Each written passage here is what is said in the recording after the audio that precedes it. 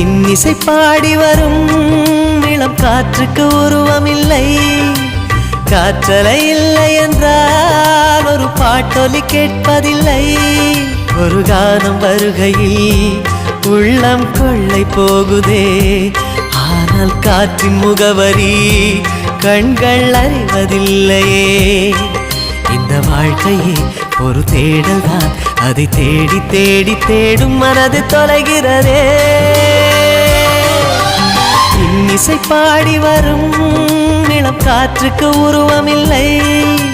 காற்றலை இல்லை என்றால் ஒரு பாட்டொலி கேட்பதில்லை.